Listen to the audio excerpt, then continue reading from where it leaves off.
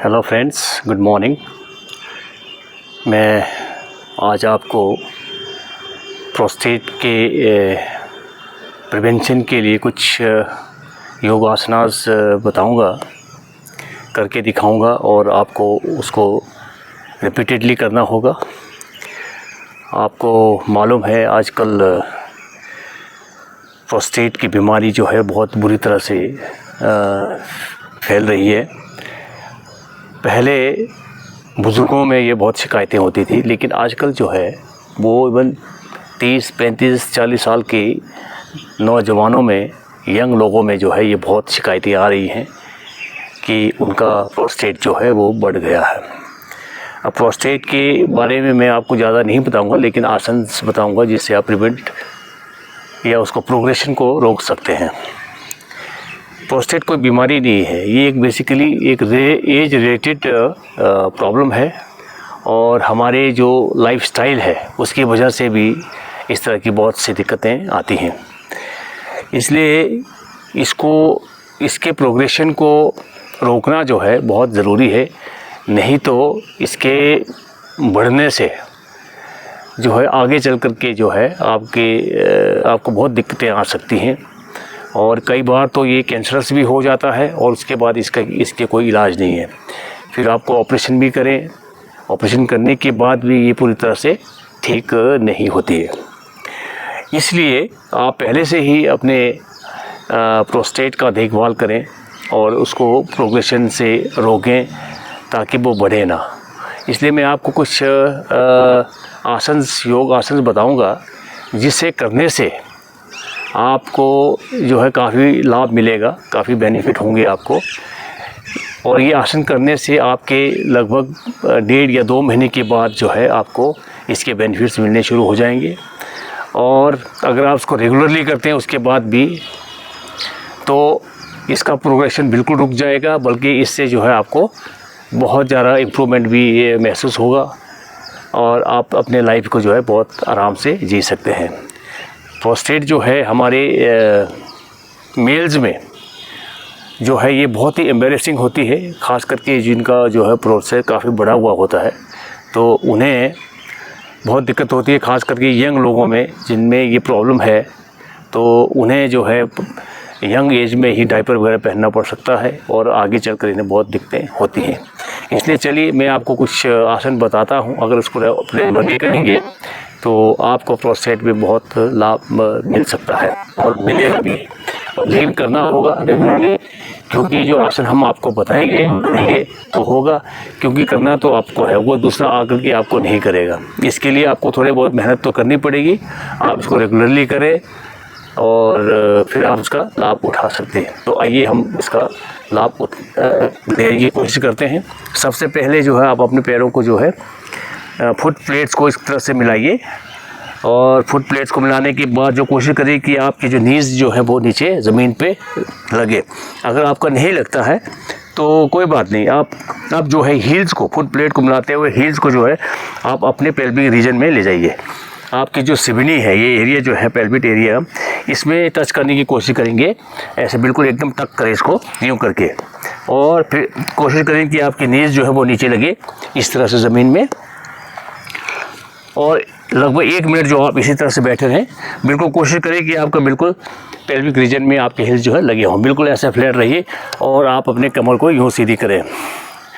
अगर आपके परचांस आपके नीज नीचे नहीं लगते हैं, और वैसे जनरली लोगों के नहीं लगेंगे, कुछ लोगों को लगेगा जो अभ्यास करते रहे हैं, और जिन लोगों ने योग अभ्यास नहीं किया है या बहुत ही सेडेंटरी लाइफ जी रहे हैं, उनके लिए बड़ी दिक्कत हो सकती है। तो आप क्या मान लीजिए आपका इतना ये उठा हुआ है, तो आप इसको धीरे धीरे जो है इसको बटरफ्लाई फ्लैप कर सकते हो, ऐसे धीरे धीरे आप इसको ऐसे करते रहिए। इससे आपका जो पेल्विक रीजन जो है वो फ्लेक्सिबल होगा, और फ्लेक्सिबल होने के बाद जो है आपके क्योंकि ख़ास करके हमारा जो पेल्विक रीजन जो है बड़ा ही डोरमेंट रहता है, इसमें कोई आप लोग ज़्यादा स्ट्रेस पैदा नहीं करते हो, इसलिए इसको स्ट्रेस देना बहुत ज़रूरी है। तो आप इसको फ्लैप करते रहिए काफ़ी देर तक, तो आपको अच्छा भी लगेगा और कुछ समय के बाद जो है आप थोड़े फ्लेक्सिबल भी हो जाएंगे, और जब फ्लेक्सिबल हो जाएंगे तो फिर आपका नीज भी नीचे इस तरह से लगेगा। तो ये तो है पहला आपको, इसको बदकोण आसन कह सकते हैं।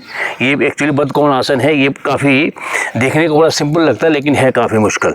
तो आप इसको अभ्यास करते रहें, इससे आपके जो है प्रोस्टेट में बहुत ही बेनिफिट मिलेगा। करते रहिए। और उसके बाद आपने क्या करना है, इसी पोजीशन में आपने धीरे धीरे जो आपने अपने फोरहेड को नीचे लगाना है, ज़मीन पे लगाना है।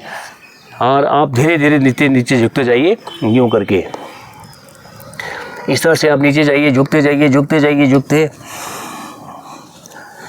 और कोशिश करें कि आपका फोरहेड जो है वो नीचे लगे। फिर हाथ को थोड़ा स्ट्रेच कर लीजिए आगे, फिर यूँ जो है आप अपने फोरहेड को नीचे लगा लें। इसी पोजीशन में जो आप कम से कम 2 मिनट जो रुकने की कोशिश करें। शुरू में हो सकता है आपको बहुत दिक्कत हो और शायद होप कर भी ना कर पाए, तो लेकिन आप जब कर पाएंगे तो 2-3 मिनट जो इसी पोजीशन में रहेंगे। स्टार्टिंग में जो आपने, अगर आपका इतना भी होता है, इस लेवल पे भी आप पहुंचते हो तो भी बहुत ठीक है। आप धीरे धीरे करके इसके अभ्यास करेंगे और धीरे से आप फिर नीचे जाने की कोशिश करेंगे। जितनी कोशिश करेंगे तो आपको इसका और भी बेनिफिट मिलता हुआ नज़र आएगा। धीरे धीरे करके आपने इस तरह से फोरहेड लगाना है, यूँ करके। फिर आपने क्या करना है उसके बाद, ये तो हो गया आपका सुप्त बदकोण आसन। और इसके बाद जो है आपने जो है पश्चिम उत्तान पाद आसन की तरह जो है इसका अभ्यास करना है। आप अपने थोड़े से पैरों को, टांगों को फैला दें और आपने पश्चिम उत्तान आसन नहीं करना है, ये वाला नहीं करना है। इससे आपका जो है स्ट्रेच सिर्फ टांगों में मिलेगा और यहाँ पे आपके वेस्ट पे। लेकिन जब आपको पेल्विक में क्योंकि आपने स्ट्रेच देना है तो आपने इसको फैला देना, यूँ करके ऐसे से फैला करके फिर आपने जो है इसको माथे को जो आपने हील्स में लगाने की कोशिश करेंगे। आप हाथ ऊपर ले जा करके सांस कंप्लीटली छोड़ देना है, छोड़ते हुए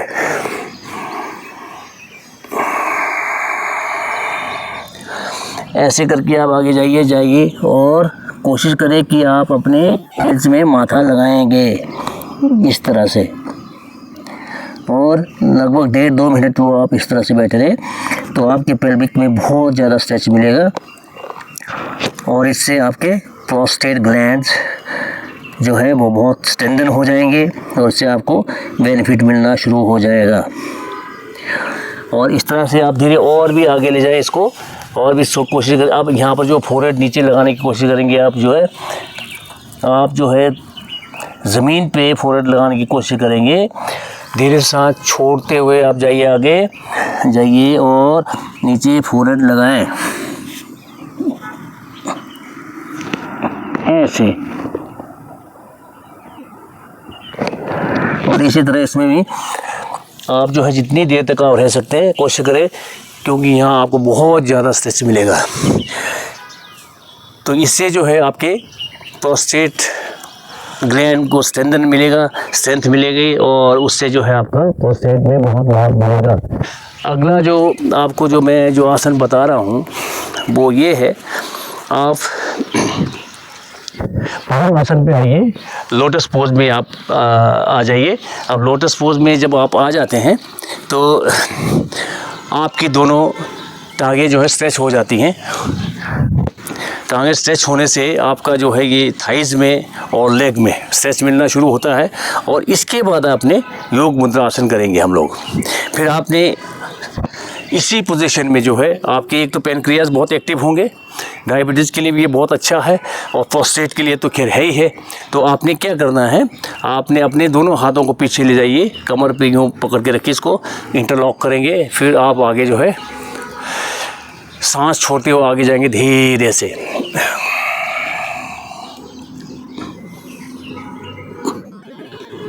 और माथा जो है नीचे लगाने की कोशिश करेंगे, यूँ। और 1-1.5 मिनट जो है आप इसी पोजीशन में रुके रहेंगे। नॉर्मल सांस लेते रहें और सांस लेते हुए आप ऊपर को आए। तो ये आपने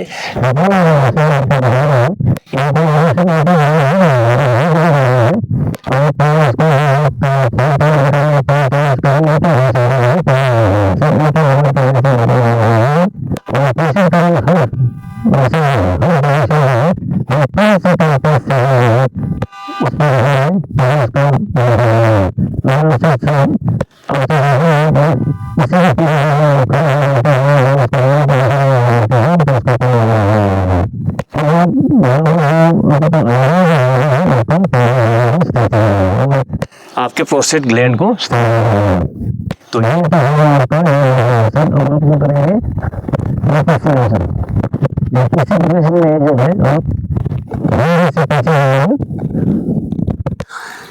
धीरे से पीछे चले जाइए यूँ करके, और आप कोशिश करें कि आपकी जो नीज जो है वो नीचे लग जाए ज़मीन पे, इस तरह से। इससे आपका पूरा इस रीजन में जो है बहुत स्ट्रेच मिलेगा। इससे आपके कमर को भी बहुत फ़ायदा होता है इससे, जिसको L4 L5 की प्रॉब्लम है, स्पाइन को स्ट्रेंथन करता है, और साथ में पेल्विक रीजन में बहुत ज़बरदस्त स्ट्रेच मिलेगा आपको। इससे आपके जो है प्रोस्टेट ग्लैंड को बेनिफिट होगा। आप इस तरह से इसका करके आप इसको लगभग 1.5 2 3 4 मिनट जितने देर तक आप रह सकते हो कोशिश करें, नीज जो आपके ज़मीन में लगे रहें, और फिर धीरे से ऊपर को उठा करके फिर इसको आगे से पकड़ करके इसको आगे लाइए, फिर धीरे से फिर उसी पोजीशन पे जाएं। आप जो है धीरे धीरे करते हुए इस तरह से फिर कोशिश करिए आप इसी पोजीशन में रुकने की काफ़ी देर तक, और ये फिर आपको जो है बहुत बेनिफिट पहुंचाएगा। और इस तरह से जो है आप करते रहें। अब मैं आपको नेक्स्ट पोजीशन आपको बताता हूं, आपने क्या करना है। आपने नेक्स्ट पोजीशन जो है करना है पाद अंगुष्ठ आसन। वो कैसे करते हैं आप देखिए, ये दोनों टांगें नीचे कर लीजिए, लेग्स को आप स्प्रेड कर लीजिए, और उसके बाद जो है आप अपने कोई सा भी लेग उठा करके आप उसको आप पंजों से आप जो है उसको पकड़ें, और उसको मुड़ते हुए आप अपनी कोशिश करेंगे आप अपने अंगूठे को जो है आप चिन में भी लगाने की कोशिश करें, और दूसरे लेग को जो है आपने बिल्कुल स्ट्रेट रखना नीचे इस वक्त को, और ये जो है यहाँ कोशिश करें टच करें,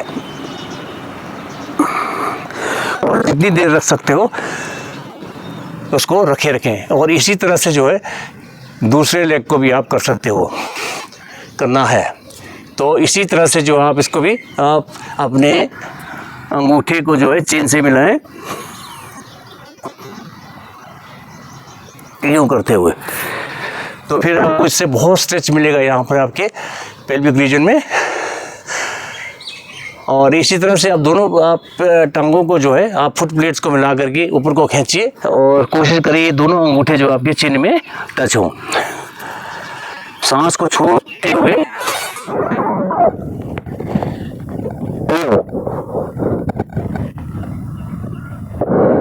इसके बहुत सारे बेनिफिट है, खास करके पेल्विक रीजन को स्ट्रेच देने के लिए बहुत ही बेनिफिट है इसका। तो आप धीरे से अपने नीचे पोजीशन पे आ जाएं, और इसको जो है आपने हर पोजीशन को 5 बार रिपीट करना है, 5 बार रिपीट करना है कम से कम। अगर अधिक कर सकते हो तो बहुत ही अच्छा है। और आपने इसके बाद खड़े हो जाना है बैठ के आराम से। फिर आपने जो है अभी आना है वज्रासन में। आप वज्रासन में आ जाइए, ये आपका हुआ वज्रासन। अब इसको जो है आपने क्या करना है, आपने सुप्त वज्रासन में आपने आना है। आप दोनों पैर जो फैला लेंगे, पैरों को फैला लेंगे, आपके अपने ग्लूट को जो है नीचे लगाओगे ज़मीन पे यूँ करके। आपने ये जो ग्लूट का हिस्सा है आपका, इसको आप नीचे लगाइए। फिर आपने धीरे से पीछे जाना है, ताकि कंप्लीट जो है आपका थाइस से लेकर के आपके ऊपर तक चेस्ट तक पूरा स्ट्रेच आपको मिलेगा। धीरे से पीछे आप जाएंगे, और दोनों नीज़ मिला करके आपने नीज़ को ज़मीन पे लगाना है। और इस तरह से आपने जो है कुछ टाइम लेटे रहना है, और नॉर्मल सांस लेना है, और उसके बाद धीरे से सांस लेते हुए अपने नॉर्मल पोजीशन पे आना है।